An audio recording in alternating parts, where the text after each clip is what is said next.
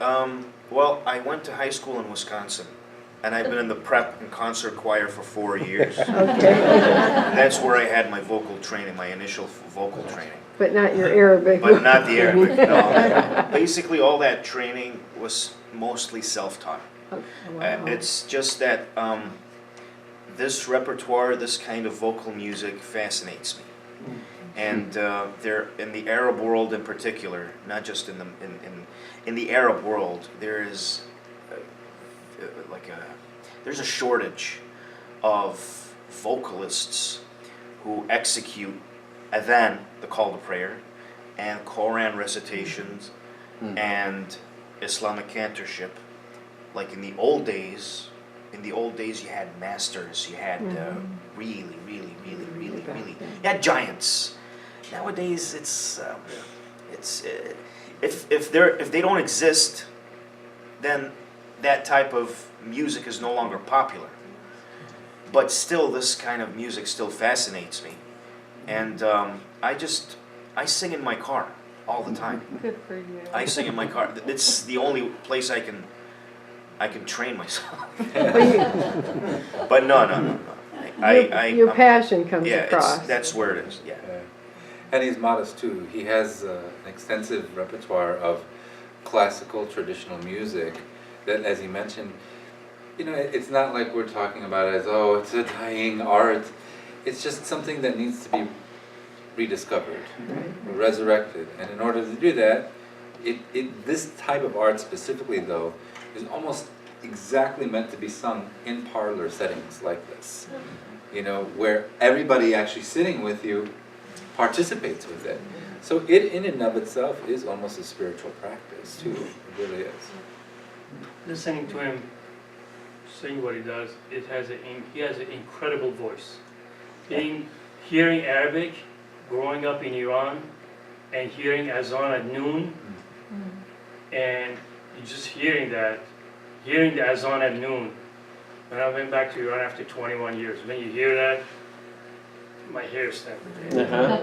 It does. I mean, that voice and that sound when it comes through at 12 o'clock, it just lifts you. It does. Yeah, the call to prayer is one of the most powerful memories that one brings back from living in an Islamic country. In fact, the movie Queen of the Desert begins with that incantation, and I had trouble breathing when I heard it because it was like going home. It was so beautiful. Yeah. Ronnie, say something about the different Sufi orders that you find in Indonesia or Pakistan or Jordan or India or Turkey. I mean, in other words, throughout the world, and even then in this country as it's adapted to the West. And what similarities and also some differences. I grew up understanding and knowing what Sufism was to an extent, but ironically it wasn't until I moved to France and I discovered a lot of different people from very Sufi backgrounds, and partly because its proximity to Africa. Islam being a prevalent religion in not just North Africa but other parts of Africa, particularly like Senegal and these areas. I remember my first encounter with Sufism from Sudan. I didn't even know that was a thing. And they said, this is a guy from this tariqah and it's this particular sheikh. We have these things in Christianity as well, different followers of different faiths and different people, or a particular, it's a particular type of Catholicism, or a particular type of, it's Episcopalian, it's Catholic Light. It's, these kinds of things. Some are more dogmatic than others. Some come about because of necessity. Some come about because a group of people tend to gravitate towards something in the same way. But almost always in the Sufi tradition, particularly in Sudan and in North Africa, I found that music, poetry, reverence for beauty and beautiful things has always been the constant thing. So when I met these folks from Sudan, it didn't sound like the Sufi music I thought it might sound like, and it was mainly like pentatonic.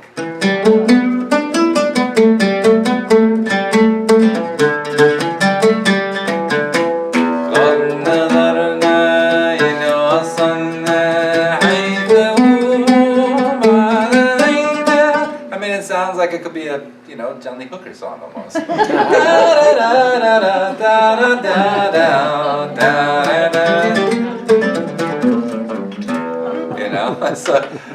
you felt that. I thought, wow, this is fascinating. And then I discovered, I worked with a Sufi musician from there who played an instrument that was manufactured in Switzerland, and it's called the hung drum.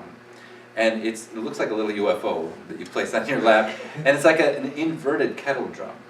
And the guy who made it, I lived in Bern, Switzerland, and he's a Swiss guy, and he created many scales out of it: Japanese scales, African scales, Middle Eastern scales, and a variety of different things. I was helping run a cafe in Paris at the time, and so every kind of character walked in and out of this place. And one of them was this Senegalese young man, and he was a Sufi, and he was creating this form of music that he was calling Sufi jazz. I was like, I dig it, come, let's jam. And so I thought, man, this is fascinating, I really like this. And he'd bring in a musician to improvise, from just a spiritual sense, and he would play this instrument, and he was singing the poetry of Ahmed Bamba, who is basically like a latter-day Islamic saint of Senegal. So much so, like he's basically one of the primary people that they follow in terms of Sufism and in Islam in Senegal. And his poetry is just ubiquitous all over. So he brought a lot of this poetry, but he was playing it in this neo sense. He's like, got a sax, I'm playing it on a brand new instrument, and some of the poetry is even his grandfather's. My grandfather was a sheikh, and I'm singing his poetry as well. And I thought, what a beautiful way to practice your faith. And I'll tell you, I mean, in this day and age, when we try to impose dogma or tradition on the next generation, namely my daughters, who are going to be 5 and 3 years old and all that, we need to create a space for them to understand the importance of faith in life, but not necessarily be so purist about it to not accept everybody else. And so when I find circles, especially when it comes to Islam, I mean, I spent more time in Christian churches, Arab Christian churches, than I did in mosques. But I'm so happy and grateful for that because I saw the similarities in both these traditions. And really it was also because I was playing music in these places. So, everybody is standing to take the Eucharist or to do whatever they want to do. And my dad and brother were just sitting down like waiting for us to start playing again. But we were very respectful of what that tradition was. So it was... a woman of courage to me means... I thought they were looking up something. Sorry about that. It's funny, yesterday Siri just came out of nowhere. We're sitting down having a conversation, and it's like Siri just wanted to join the conversation. I don't know what to expect. Alexa does that at Alexa, home. Yeah, that's terrible. Yes. Has hip-hop hit the tradition?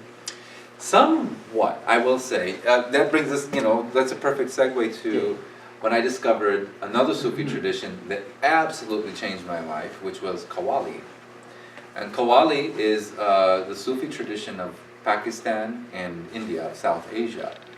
And boy, is that stuff funky. It is, I mean, Allahu, Allahu, Allahu, Allahu, Allahu, Allahu, Ya Zameen Jabnati, Ya Jahan Jabnata, Ya Zameen Jabnati, Ya Jahan Jabnata, Jane Surat Nati, Shana Ya Jabnata, Tamanata Kuchina, Tamanata Kuchina, Tu Magar Tu Eitu, Allahu, Allahu, and so on. It's like funky. It's good stuff. It's the gospel of Sufi music, right? It really, really is. It's like the gospel music in Sufism, and it's Qawwali. If you've ever heard of Nusrat Fateh Ali Khan, He's a guy who's collaborated with people like Peter Gabriel, Michael Brooks, and a variety of really well-known Western artists, just because they saw his voice was unsurpassed, unmatched, just so powerful and just to the top of his lungs, could go for hours, and just upon hours and hours. But it wasn't until, mind you, Arabic is the language of Islam. Yeah. Rumi spoke Arabic. He read and wrote Arabic as well as probably whatever the colloquial dialect was. If he went to Turkey, it was probably a dialect of something else, but even Turkish has a lot of Persian words in it. Yeah. So Persian being really also the basis of a lot of the northern Hindi dialect that we hear too in Hindi, especially Urdu. But when they're singing some of this poetry, it's spiritual, but it's colloquial.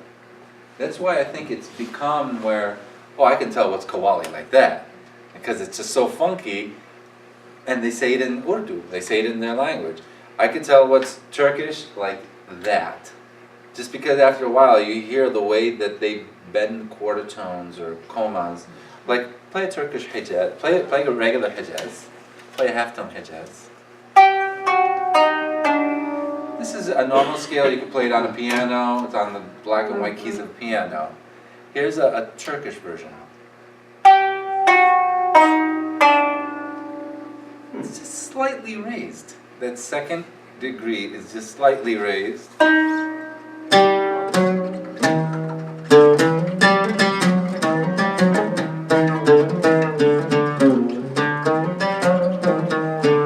As opposed to, and it's very subtle, but it's like the difference between somebody saying, hello, how you doing today? Versus, hello, how y'all doing today? Subtle, but you understand what I'm saying. It's so subtle. And a lot of it's really geography. In the end, the faith-based aspect is the same, but the geography really dictates to how things change. You look at Egyptian Sufism, they're using rhythms from that region.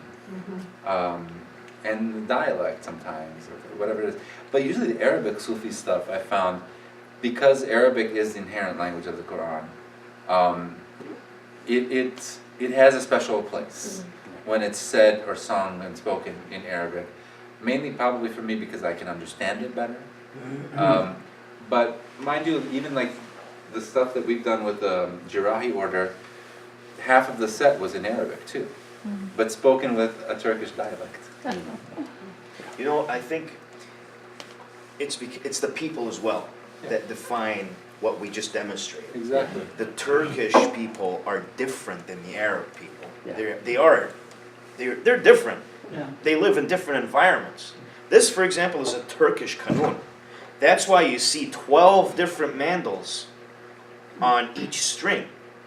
And what does that mean? That means that, the Turkish are just, they like to explore tones. And they like to experiment with all frequencies of that same string. Arab kanuns only have 5. There's 12 on this. Arab kanuns only have 5. Why? Because they don't want to explore. They already think they think that their language, whatever they received, is good enough, and we want to be straight to the point. And there's a little incompetence going on. Yeah. No, there is some credibility there. Like everything is a macro of the micro, micro of the macro sometimes, and that it does lend itself. I mean, something I guess that you just touched upon too. All of this has to do with the music theory, which is also inherent to Sufism, and the music theory system is called maqam. Maqam is really important because just the way a lot of Western classical music evolved, we could really say because of Bach. And Bach really believed God was writing music through his hand. He fervently believed that. And it's a beautiful thing too. I'm not challenging that whatsoever. But it kind of works in a very similar way with maqam. Maqam music tradition is inseparable from Islam. But it's also inseparable from the region. And it's inseparable from the Syrianic tradition, in fact, too. But why do I say that is the call to prayer that you hear that moves you so much is because it's maqam. And for each hour of the day in Turkey, there's a particular maqam set for that call to prayer. So in the morning, every morning, because I have a musical ear and I'm trained in this tradition, I knew what maqam to expect. It's sabah. That's the maqam that they play, that they do the call to prayer in the morning. Just to get you tuned up in the morning. It's to get you The right- tuned up to the right. Play sabah though. And the nai is the traditional instrument for sabah.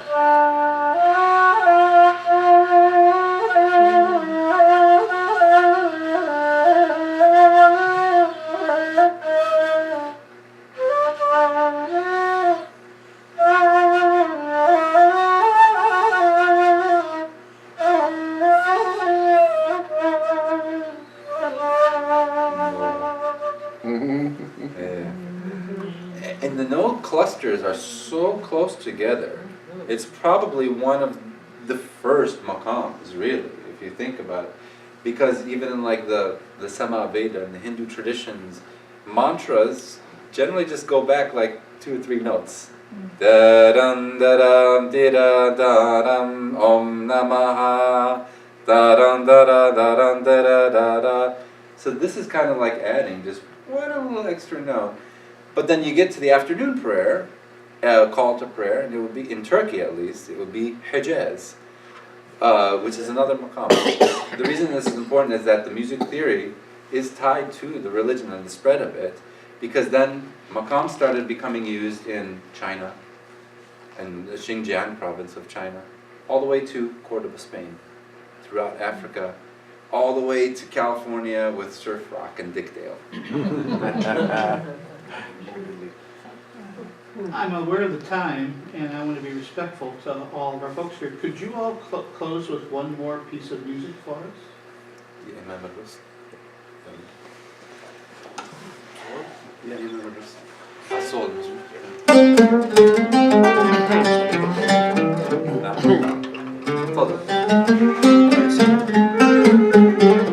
So, this is a perfect song actually for this. This is a piece that we're going to do tomorrow.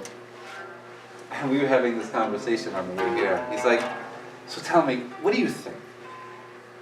The melody for this song, was it a spiritual song first and then a folk song? Or was it a folk song and then they took it to make it a spiritual with words? And my bet is usually on everything is folk first. And then it kind of builds from there. I love what Louis Armstrong once said. He said, all music is folk music. I ain't never heard no horse sing.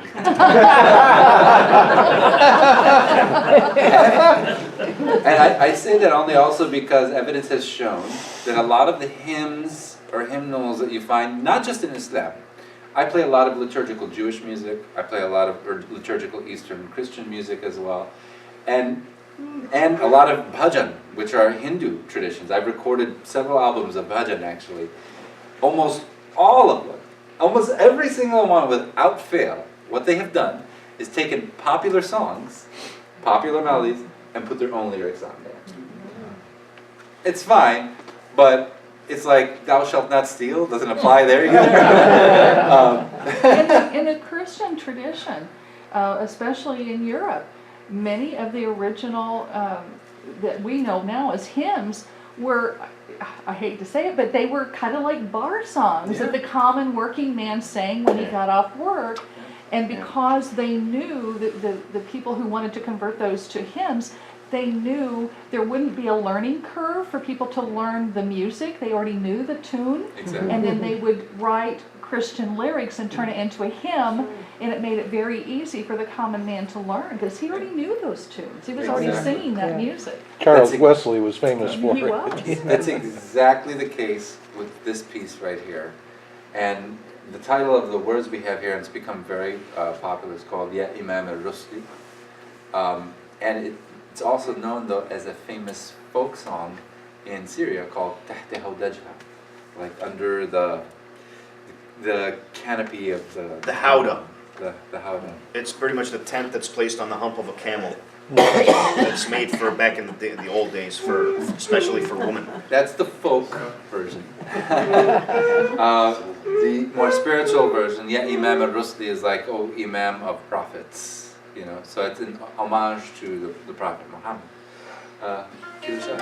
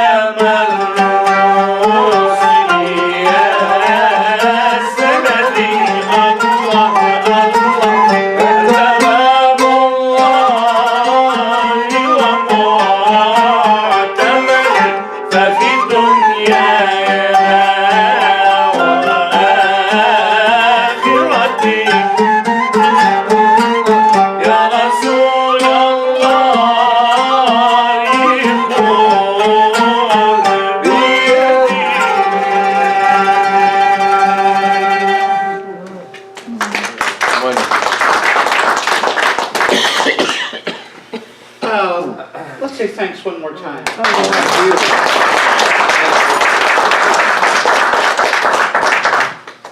I just want to make a couple of acknowledgments. First, again, thank you to John Neubauer and the people of St. Mary Magdala Spiritual Center for welcoming us into this sacred space. John, Anytime. we're really grateful to you. And Thank you.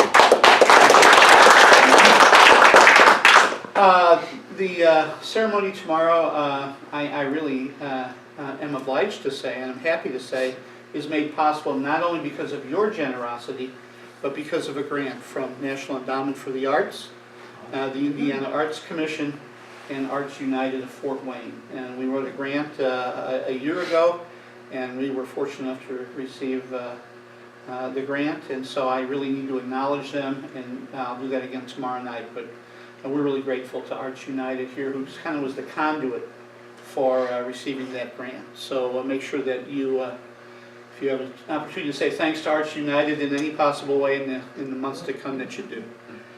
And I want to just say thanks to all of you. You know, we're on this journey here in Fort Wayne, Indiana, and I was telling Ronnie, I don't think we take second place to anybody in the country.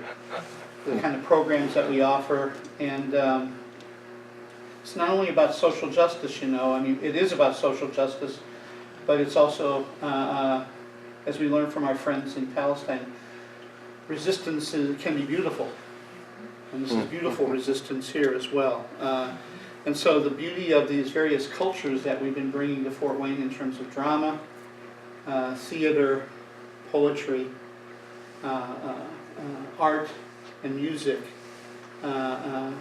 this kind of intercultural encounter is really an important part of what we do here too. And I'm just really grateful to each one of you in this room looking around the room, and each one of you are just dear, dear to me, and I'm glad that you're part of the journey that we're on together. So thanks for being here tonight, everybody. Grab something else to eat, have another glass of wine, and visit with our friends here, and thanks for being